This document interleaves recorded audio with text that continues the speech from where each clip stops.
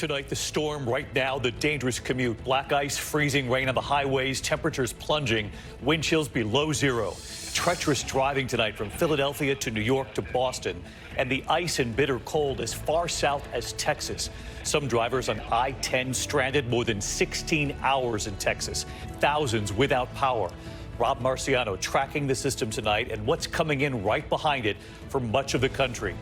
Late today, former Vice President Mike Pence and what he declared about former President Trump.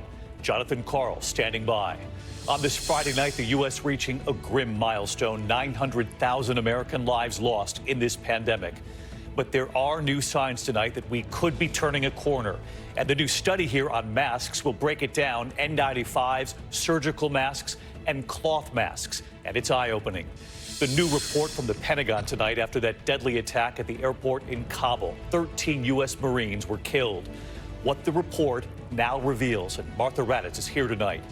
U.S. service members arriving in Eastern Europe amid tensions with Russia and Ukraine. Paratroopers from the 82nd Airborne, members of the Florida National Guard, and the signal from Vladimir Putin at the opening of the Olympics with China's President Xi. Stephanie Ramos in Ukraine. Breaking news from Minneapolis at this hour: an immediate moratorium now on no-knock warrants amid newly released body camera video of a deadly police shooting. Amir Locke, 22 years old, who was not in the search warrant, shot and killed 9 seconds after police came through the door. What police are saying, the state AG now investigating. The opening ceremonies at the Winter Olympics in Beijing, Team USA suffering a setback on the ice. Disgraced attorney Michael Avenatti found guilty in the case involving Stormy Daniels. The urgent effort tonight trying to save a 5-year-old boy trapped for 3 days at the bottom of a well 100 feet deep. Queen Elizabeth marking 70 years on the throne. And the teacher, the quiet effort, and the rows of special bags growing longer tonight. Who is our person of the week? From ABC News World Headquarters in New York, this is World News Tonight with David Muir. Good evening, and it's great to have you with us as we near the end of another week together. And we begin tonight with the dangerous commute at this hour, all part of this massive winter storm. Wind chills right behind it for several states below zero. The storm hitting much of the Northeast and New England today after already hitting the South. The ice now stretching some 2,000 miles from Texas all the way up to Maine. Treacherous highways and roads. More than 3,800 flights canceled. More than 100,000 customers without power tonight. And as we head into the night, temperatures plunging, keeping that snow and ice on roadways. A tractor trailer colliding with a vehicle on 495 outside Boston. One person was killed. Upstate New York getting the full force of the snow. Rochester with more than 11 inches in the past 24 hours. In the South tonight, freezing rain coating trees and power lines. These images from Murray, Kentucky tonight. Crews rushing to get the lights back on. And look at this tonight, northwest of San Antonio, Texas. Hundreds of drivers stuck for hours in a traffic jam after an 18-wheeler jackknifed on Interstate 10. Some drivers were stuck for 16 hours on I-10 in below freezing temperatures. Rob Marciano is standing by with the brutal cold sweeping in right behind this across several states. And ABC's Ariel Reshef with the images of this storm and the commute tonight, leading us off from New York. Tonight, that powerful system pushing into the Northeast, temperatures tumbling. We have seen that changeover from rain to freezing rain and then sleet, and yes, now some snow mixing in. Outside Boston, a tractor trailer colliding with a vehicle. One person killed. North of New York City, a state of emergency. Ice covering trees and roads, thousands losing power. In the South, freezing temperatures keeping roads encased in ice and snow. Northwest of San Antonio, so many trucks and cars are right now trapped on I-10. The line of vehicles stretching for miles through the night. It was pretty cold last night, dropped down to about 18. Celeste Gaitan talking to us during her 13th hour, stuck in that standstill. I'm only a mile away from my exit, and we haven't inched one bit. Early this afternoon, finally on the move again after being stuck for 16 hours. In the Memphis area, more than 100,000 customers still without power there. And David, that system is finally moving out, but temperatures here in New York City are falling fast. Freezing rain is now blanketing many of the roadways, making for a dangerous, treacherous commute here and across the Northeast. David? Yeah, from the north all the way to the south, the temperatures are the concern. Ariel, thank you. Let's get to senior meteorologist Rob Marciano tracking it all, including what's right behind all this. Hey, Rob. Hi, David. Just north of New York City here, and temperatures are below freezing. The roads, the sidewalks, they're icing up, and the Tappan Zee Bridge behind me, no doubt, is getting slick. The precip is now on top of that cold air that's infiltrating the northeast. Here it is on the radar scope, so that's the problem, and it's pretty wide. So we've got several hours of icing here, anywhere really north of New York City, which is going to be problematic. A flash freeze tonight as temperatures plummet, so anything that's on the roads will freeze up. And then look at these numbers in the morning. Brutal cold, -4 in the snows and ice zone in Albany, -12 in Indianapolis. The snow and the ice only adding to the cold in St. Louis, -10 for a wind chill to start the Saturday. David? We can hear the wind on your mic tonight, Rob. We'll be watching you this weekend. Thank you. We turn next tonight to former Vice President Mike Pence, late today striking back at former President Trump, saying President Trump is wrong to say that Pence, as vice president, had the right to overturn the election. Pence then saying there is almost no idea more un-American. It comes on the same day the Republican Party went after 2 members of Congress for continuing to ask questions about who helped plan and orchestrate the January 6th attack. Here's our chief Washington correspondent, Jonathan Karl, on the former vice president and what he said. Tonight, something we have never heard before from Mike Pence, declaring Donald Trump is wrong when he said that as vice president, Pence had the right to change the outcome and could have overturned the 2020 election. I heard this week that President Trump said I had the right to overturn the election. But President Trump is wrong. I had no right to overturn the election. The presidency belongs to the American people and the American people alone. And frankly, there is no idea more un-American than the notion that any one person could choose the American president. On January 6th and in the days before, the former president put enormous pressure in private and in public on Pence to overturn the election. I hope Mike is going to do the right thing. I hope so. I hope so. Because if Mike Pence does the right thing, we win the election. Today, Pence said that doing what Trump demanded would have been a clear violation of the U.S. Constitution, delivering a warning to his own party. I understand the disappointment many feel about the last election. I was on the ballot. And the truth is, there's more at stake than our party or political fortunes. Men and women, if we lose faith in the Constitution, we won't just lose elections. We'll lose our country. But just hours before Pence spoke, the Republican Party went in the other direction, voting at their annual meeting to censure the 2 Republican members of Congress who were taking part in the January 6th investigation.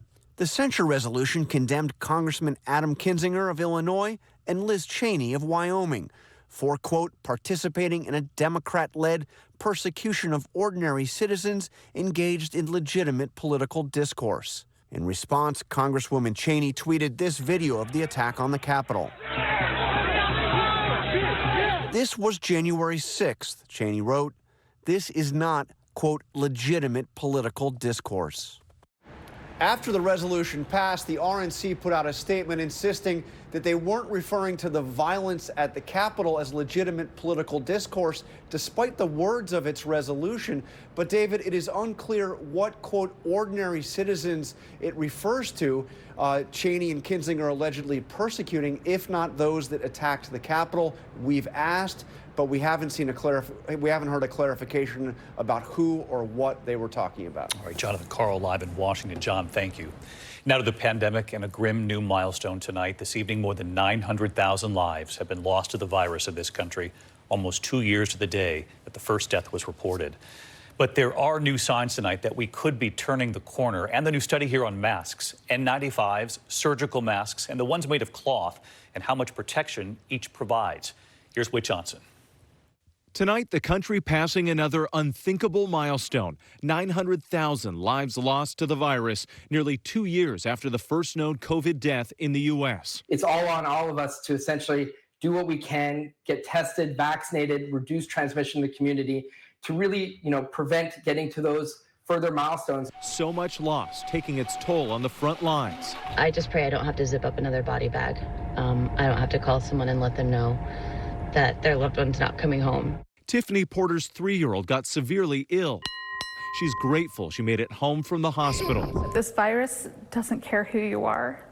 It doesn't care your age. It doesn't care anything about you. But new COVID cases are now falling in 47 states. Hospitalizations down 33% in the last 2 weeks. Governors weighing when to roll back restrictions, pressing the White House for a clear roadmap. What does the road from pandemic to endemic look like, and how do we keep score? And tonight, a new study out of California showing higher quality masks give better protection.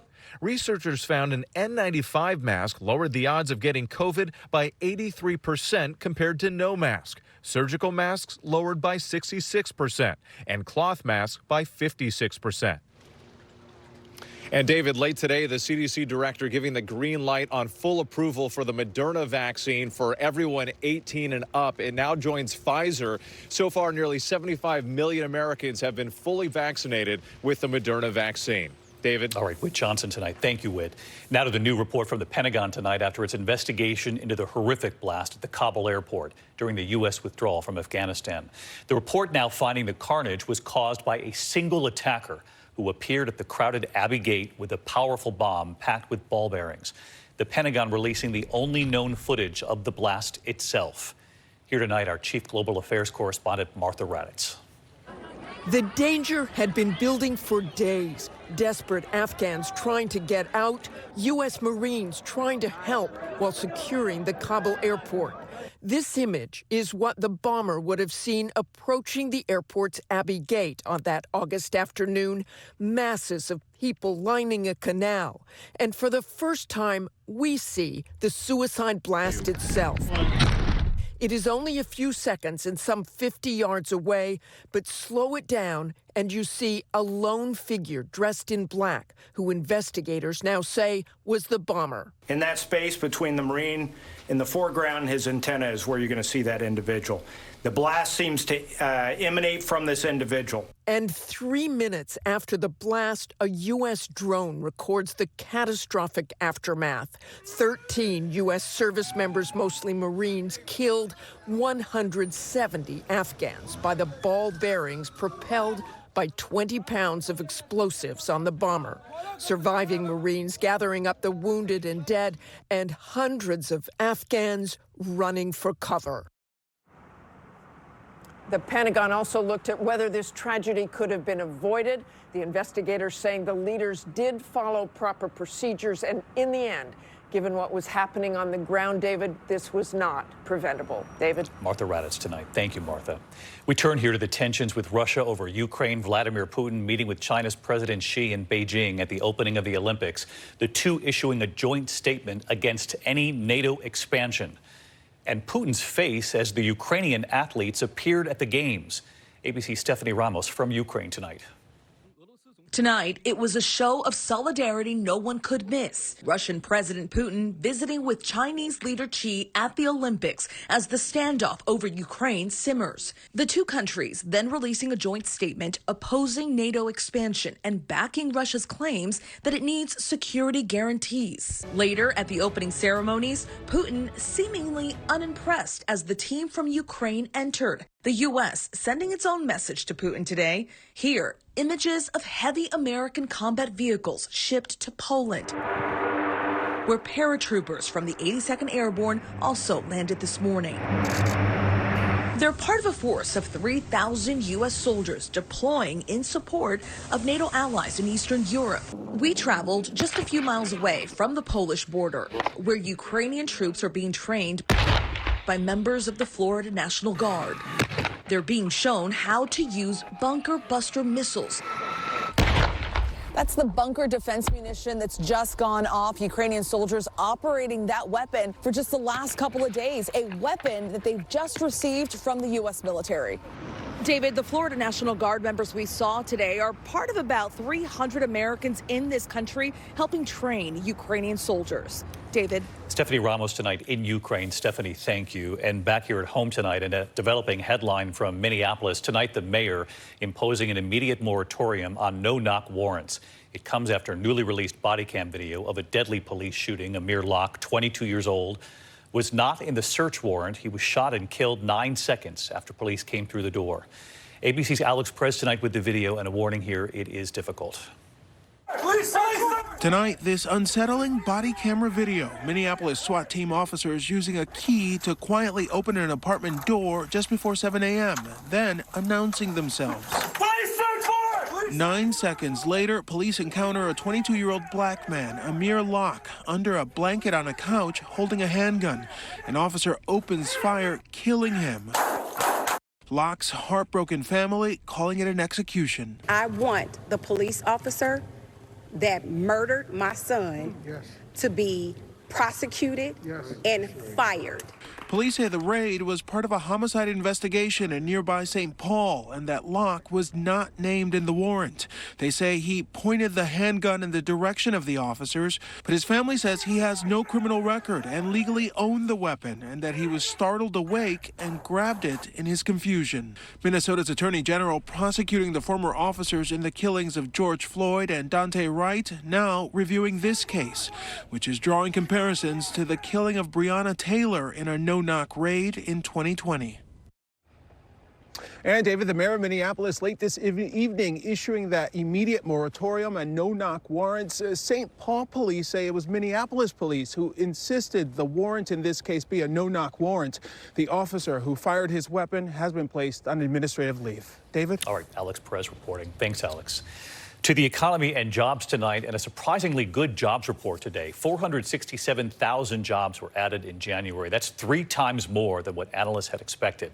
The unemployment rate at 4%. President Biden, of course, welcoming the news, saying, quote, America is back to work. When we come back on a Friday night, the verdict tonight in the case against disgraced attorney Michael Avenatti involving Stormy Daniels and the rescue effort to save a 5-year-old boy trapped for 3 days at the bottom of a well. Tonight, disgraced attorney Michael Avenatti has been found guilty of stealing from former client Stormy Daniels. The jury here in New York convicting him of wire fraud and identity theft. Daniels, who hired him in her lawsuit against former President Trump, accusing him of stealing $300,000 from her. When we come back here, racing to save a 5-year-old boy trapped at the bottom of that 100-foot well. To the index of other news tonight, rescuers are working to save a 5-year-old boy trapped in a well, in northern Morocco. The boy stuck 100 feet down for 3 days now. Crews using heavy equipment to tunnel through to try to reach to the side of the well down below. Getting close, but there are concerns tonight the well could collapse. Hundreds are now gathering, praying for that boy. In Beijing tonight, the Winter Olympics kicking off under the shadow of COVID and a multi-nation diplomatic boycott. Fireworks during the opening ceremonies, they were something. Athletes from 87 countries taking part in the Parade of Nations. A setback, though, for the U.S. women's hockey team already. Star Brianna Decker out for the rest of the games after a serious injury during their opening victory over Finland. And a royal milestone for Queen Elizabeth. She will mark 70 years on the throne this weekend. Buckingham Palace releasing new images showing her looking over memorabilia at Windsor Castle. One of her beloved dogs sneaking into the room there. She marks 70 years on the throne on Sunday. When we come back tonight, the teacher who went shopping for the most important thing. Who is our person of the week? Finally tonight here, the elementary school teacher quietly working on her own after-school project. Our person of the week. Tonight in Durham, North Carolina, elementary school teacher Mrs. Turquoise Lejeune Parker has been staying after school, and for good reason. For years now, Mrs. Parker has been helping to quietly feed students over winter break when they don't get their lunches that they can count on at school. About half the children in her school district qualify for free or reduced lunches. Mrs. Parker raising money through social media, fundraisers, charity foundations, packing bags full of groceries to send home. Writing on the bags, "Love Mrs. Parker," and a whole lot of people. First for her own students, then her school's 387 students at Lakewood Elementary School. And just this past break, her biggest number yet. More than $106,000 in donations, her Costco receipt growing every year. And so is the help. All of these volunteers who are here packing everything up. Volunteers packing. We got corn, tons of green beans. Loading up the groceries. We have this truck over here, and then we have this truck over here. And right here tonight, hi, David. Mrs. Parker. So let's go through the bag and see what we got here. So we've got cereal, because who doesn't like cereal? We have some Chef Boyardee, some Easy Mac, peanut butter, applesauce. she keeps going. Baked beans, popcorn, oatmeal, instant potatoes, chili. Every child got this full bag. Each bag weighs 12 pounds and 7 ounces. 5,200 bags of groceries, 12 school districts now. Mrs. Parker now preparing for spring break. David, as you can see, I'm right here with some of the book bags that we're going to be using when we send home food. This time, book bags the children can keep. Hi, Mr. David. Gianna Jackson in the 5th grade volunteering. Ms. Parker really inspires me, and I really hope that people across America really take this to heart and start packing foods to help our community get better. And tonight, Mrs. Parker and her hope. We are expanding this as much as we can to take care of each other because we are in this together. And so we choose Mrs. Parker, a teacher and an angel for sure. We love you, Mrs. Parker. Good night.